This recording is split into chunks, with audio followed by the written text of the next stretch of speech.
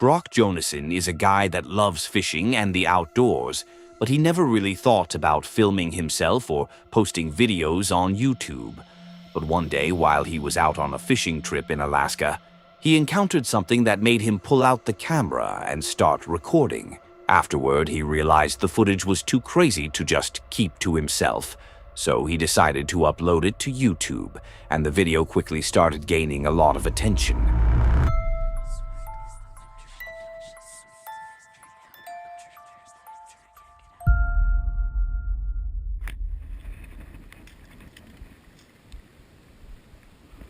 Smells us now.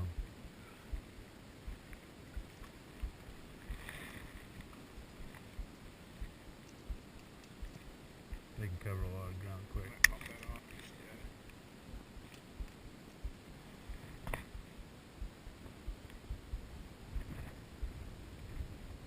Little guy. I think he's just gonna go around us.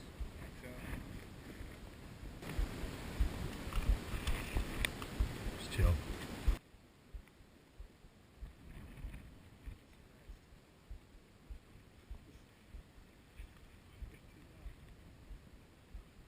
Hey, bear.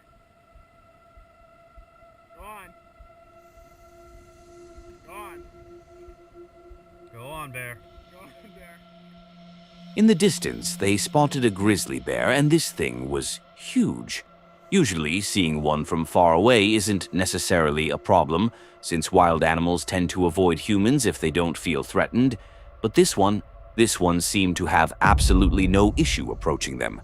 Even though Brock clearly had bear spray ready in his hand, encountering a grizzly that close is still the kind of thing that instantly gets your adrenaline going. And then there was his friend standing there with a stick like he was about to defend them in a medieval battle or something. But the scary part is that the bear didn't just come close to them, it also started showing aggressive behavior. Go on, bear. Go on, bear. Go on, bear. Go on, bear.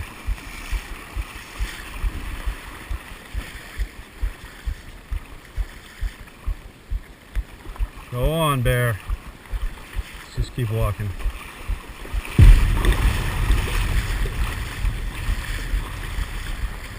Go on, bear.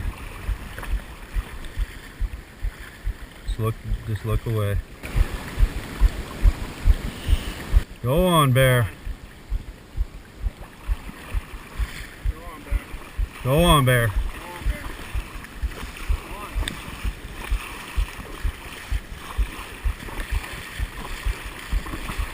Just keep backing away, dude. I don't know how big his capacity is. Go on, bear. The more I watch this, the more I start thinking that the bear understood "go on, bear" as "go on and finish your meal," because the thing just kept getting closer and more aggressive. Now, jokes aside, they actually handled the situation really well and managed to keep the bear under control without panicking. A lot of people who have never seen a bear in real life might look at this video and think it didn't seem that aggressive, but the truth is, bears usually do not come that close to humans unless something is wrong or they're feeling very confident. One wrong move, sudden panic, or mistake in that moment could have easily turned the situation into a disaster. Eventually, the guys managed to scare it away, or maybe the bear finally understood English and realized what they were saying. But it was obvious from the video that this was an extremely intense encounter, and their hearts were probably beating like crazy.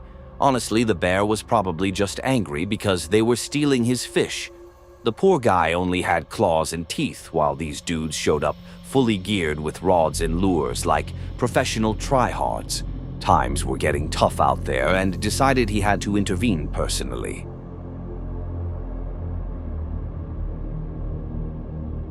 David is a YouTuber that often goes out camping in his truck across beaches, back roads, forests, and all kinds of outdoor locations. His videos are usually really chill, full of good vibes, and honestly just relaxing to watch, which is why so many people enjoy his content. In this particular video, he decided to camp on the beach near Access 6 on South Padre Island with his dog Pipe in his 1994 Toyota pickup. But while they were out there, things started getting a little weird. What is up, guys? David here from Overland Nomad.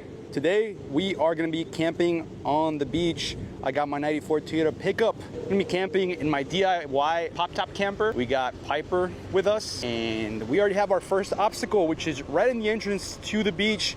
You got to throw four-wheel drive on. All right.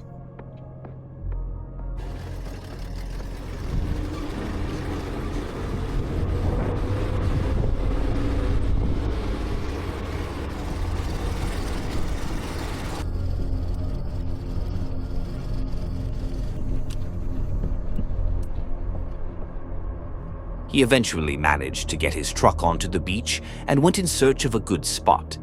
After a bit of driving around, he finally settled on a place that felt right and started setting up camp. It didn't take long before it got completely dark, and that's one of the best things about camping on the beach. Everything just goes pitch black, with only the moonlight reflecting off the water, and all you can hear are the waves rolling in. It's honestly an amazing atmosphere, peaceful, quiet, and a little bit unreal at the same time. Well, guys, this is a great way to start 2026, a solo trip out here in South Padre Island. One of my favorite places to camp. Maybe, no, I'm not gonna say the most because the sand is annoying, but you get rewarded with this beautiful view of the ocean or the Gulf and the waves. And on top of that, I get the whole beach to myself. There's been only a few fishermen that have traveled south, and I do know that there's one car out there. I could see its lights, but I mean, I have the whole entire beach to myself. It doesn't get any better than that, guys. He eventually got a bit hungry, so he got up into his truck to cook some food. But that's when he spotted someone approaching his camp, and it got a bit suspicious.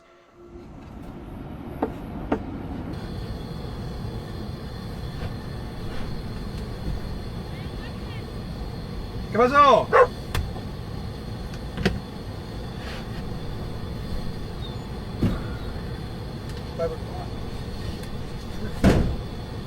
pasó?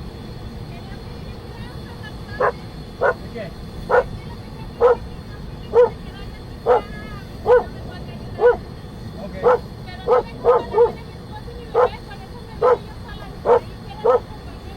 ¿Necesita hacer llamada? ¿Qué necesita?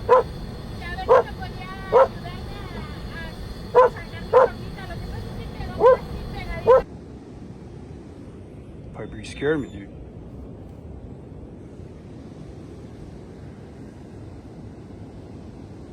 I kid you not, I was cooking and I was just having to stare through the window and I see a light like coming up, like someone walking. And it freaked me out. I got my protection and I grabbed Piper because Piper will attack. And yeah, it was a lady.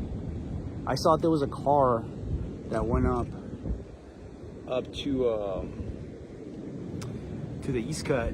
And I do know that there's one car out there. I could see its lights, and I guess they're stuck. But look, I would love to help, but I'm by myself. There's no one out here. And I don't know if it's a trap. I don't know. So, you know, I offered to call. You know, I have signal. She said she didn't. I said, well, I can call, you know, you can use my phone. But, yeah, that's sketchy. All right, guys, I'm gonna pack up and leave. So, that was a weird situation. I got a really, really bad vibe about it. So I'm gonna go ahead and skedaddle because it just didn't sound right. She had a freaking phone. I offered her to make a phone call. She said no. I don't know. And, you know, I might sound like a jerk, but I don't know, man. I'm out here by myself. There's no patrolling law enforcement out here. You're on your own. Like the Wild West. Last thing I want to happen is get jumped or robbed or something. I mean, I can see the car light up there, like it comes in and out, but I don't know. I don't want to be in an ambush. Something weird. All right, guys, this is probably the creepiest camping situation I've ever had, to be honest with you. So I packed up everything. I'm just verifying everything is here. Now he packed everything up and left. Before you say anything about him being paranoid, let me give you all the details. He later mentioned in the video that this woman came up to him asking for help to pull her truck out of the sand because she was stuck. But the weird thing was that she also said she had her husband and a baby with her. That's the first thing that doesn't really make sense to me. So the husband just sends his wife out into the darkness to ask a random stranger for help. Alone, while he stays back with the baby? Yeah, weird. The second thing was that David even offered to let her use his phone to call emergency services or a family member, but she declined. David also mentioned that he has seen a lot of illegal trafficking activity around that area since it's close to the border, so that already made the situation feel very suspicious to him. It felt like she could have been trying to lure him away from his truck into the darkness so someone else could potentially take it while he was gone. Look, it might sound a bit crazy, but you just need to watch more of these kinds of encounters to realize these things do happen and it's not just imagination. In my opinion, leaving was the best thing he could have done, especially with his dog acting all worked up. And honestly, a lot of people in the comments said you should always trust your dog's instincts, and I kind of have to agree with that. On the morning of August 26, 2014, journalists Vladimir Romensky and Ilya Vasyunin arrived at a quiet village cemetery in Vybuty, near Pskov. They were there to do what journalists do, ask questions, film, and report. The story seemed simple enough at first. 2 young paratroopers had been buried there the day before, and rumors were spreading that they hadn't died in training or an accident, but on a battlefield in Ukraine, in a conflict Russia officially denied its soldiers were involved in. They didn't get to film much. Before they even reached the graves, some strangers approached them and told them to get on the next train back to Moscow, or they would never be found. The warning alone already changed the entire mood of the situation, but the journalists decided to continue anyway, and that's where things started to feel extremely dangerous.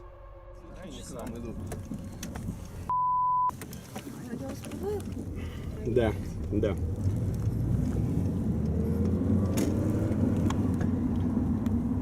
Они сейчас по дороге, на дорогу будут выходить. Больше нет никого?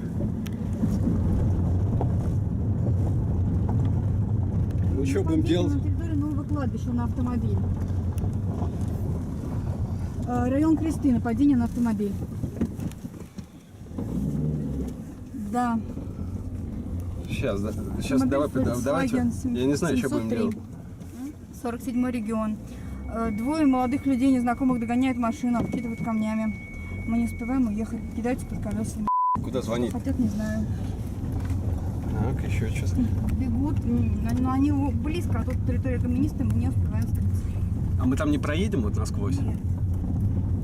Это район Кресты, новое кладбище. Так, а второй где? Второй. Вон слева, вон он. Давай, прямо на него. Или я не знаю. Микрорайон Кресты, Нет, район давать нового никого не кладбища. надо. На новом кладбище мы находимся. Мы пытаемся выехать с кладбища, нас догоняют. Молодые люди. Не, туда не надо, там он. Подожди. Да, но их несколько, и Нормально. они со всех сторон бегут. Петлянова! Да. Что делать? Подожди, что хотят они? Они вам камеру разобьют. Санкт-Петербург, проспект Солидарности, дом 13, квартира 2. Тихо. Назад, давай, назад. Колеса протекают. Колеса протыкают РК. Ребят, что хотите? делают? Чего?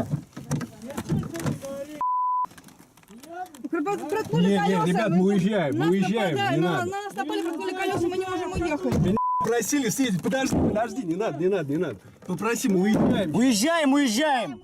Уезжаем!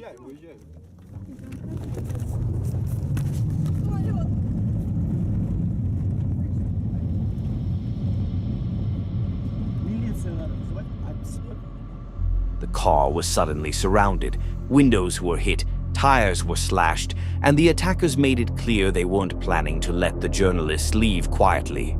Romansky and Vasyunin, along with their colleagues, were trapped far from home, but somehow, even on damaged tires, they managed to pull away and escape. The aggressors were unidentified men, broad and intimidating, acting with the kind of cold precision that suggested they weren't acting alone. They had been waiting. They knew the journalists were coming. The attack seemed connected to the fact that the reporters had come dangerously close to exposing something the Russian state was officially denying at the time, that Russian soldiers were dying in a war Russia claimed it wasn't involved in. The graves in that small village cemetery were proof, and proof needed to disappear, along with anyone trying to document it. By the end of that day, the journalists made it out alive. The car was wrecked, but they survived. Still, safe is a relative word. They had been warned they would never be found if they didn't leave. They had been followed, threatened, and physically attacked in broad daylight just for doing their job. The vehicle could be replaced, but the fear they carried home that evening was something else entirely.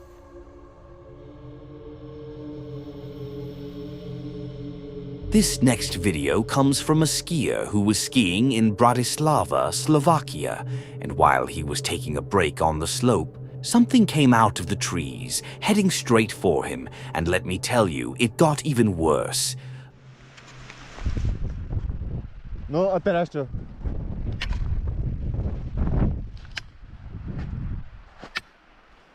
Choď ďalej.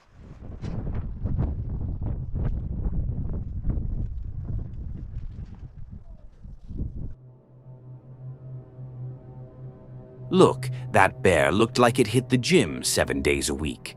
Look how wide it is. I want that look, to be honest. Anyway, at first, the bear looked like it went away, but it quickly became clear that it was basically testing the skiers to see if they were worth pursuing as potential prey.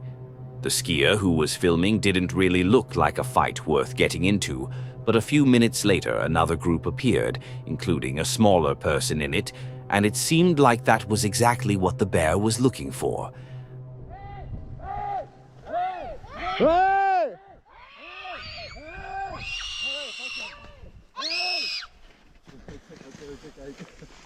No poďte my ho, keď tak zdržíme. My ho... No veď. Hej! Necháš ich? Hej! Zostaň! Sadni. Také asi na ňo neplatí. On veľmi neutekať. The animal seemed particularly interested in the smallest member of the group, which led to speculation that it was considering the possibility of a meal. However, it's important to consider other possible explanations for the animal's behavior. It could be that it has been conditioned to associate humans with food, which is a dangerous situation for both the animal and people. This kind of conditioning can happen when tourists regularly feed bears, making humans seem like a constant food source. If human gives bear food, good. If human not give bear food, human become food. The skier's courage doesn't go unnoticed. He stood his ground and really made that bear think twice about attacking. But it's safe to say that if the bear had really committed, it would have been a very risky situation for him as well. In the end, it's good that no one was hurt that day, and it's just another reminder that humans should keep their distance from wild animals as much as possible. A Fisherman's Life is a channel that I will leave you to guess what it is about. Wow, what smart subscribers I have. Yes, you're right, it's about fishing. Actually, the creator makes some of the best types of videos, the ones where he doesn't just go fishing and catch fish, but also cooks them on camera, the type of videos you watch and then suddenly go open your fridge just to eat a slice of bread. Yep, we've all been there, don't lie to me. Anyway, in this particular video, he was on yet another fishing trip when he encountered something that was out of the ordinary, something that really left him and his friend unsettled and with a lot of questions. So I'm going to start here and fish right in front of me and then fish downstream a little bit. If I get another fish on but I don't land it, then I'll start using the indicator. Let's do a first cast close. If there's fish, they'll come up and get it too. Come on, baby. And I'm going out to the more fishy area now. Fish on. Oh, bite. Yep, definitely a bite. 100% a bite.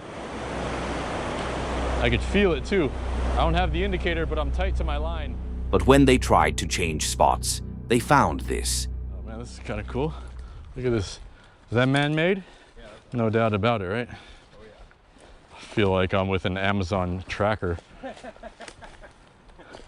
Tracker from the Amazon jungle. What's that one guy's name? Jungle Keepers.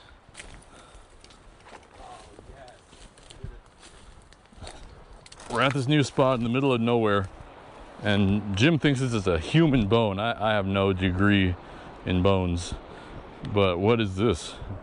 Dang, if that doesn't look like a human bone, huh? It does, Jim. If I touch it, will I get cursed? Yeah, I don't know, man. Only one way to find out. All right. Just to give you a sense of the scale. Huh. Put it next to your leg. Would it be... Other way. There you go. It would be a... Kneecap. Dude, that looks like a human. Dang.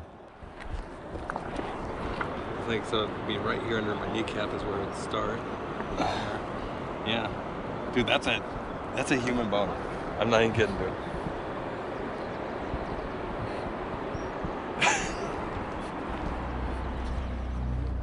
Yeah, maybe it'll bring us luck. Hopefully. Bad luck or... A human bone. To be honest, it really did look like one. So what did they do next? They kept fishing, of course. But once he got home, he couldn't stop thinking about it. What if it really was human? Maybe a missing person who died there and got scavenged by animals. Or worse, what if someone actually killed that person and left it there on purpose? Eventually, he decided not to ignore it and called the police to report what they had found. You have reached the Alberta County Sheriff's Office, non-emergency. Sheriff's Office. Hi, I was fishing in the South Fork of the American River on Saturday and pretty far out into the river, and I came across what I think is a human tibia, but I'm not sure. I just wanted to report that. Okay, so you were fishing in the South Fork of the American River? That's right. And you think you came across a human tibia? That's what it looks like. I asked my friend who is an EMT and he's a nurse, and I asked a couple people and they said that that's what it looks like. And I was making a fishing video, so I have it all on camera. Now, after calling, the uploader was contacted again by a police officer who had received the video, and he confirmed it was indeed a human bone, which made the whole situation a lot more serious. A few days later, the officer reached out again and asked the YouTuber to go hiking with him and show the exact location where the bone was found, and that's what they did. The police collected it for further investigation and even gave him a case number afterward. Since then, there hasn't been any official update, but it's still fairly recent, so it might just be too early to know anything concrete yet. One thing that stands out is that it probably wasn't the best idea to touch the bone in the first place, but at the time they didn't really think it could be human. Now, let's just hope it wasn't part of someone who is still missing out there. Either way, it's a pretty shocking thing to come across in the middle of a fishing trip, and it's definitely a good thing he reported it to the police.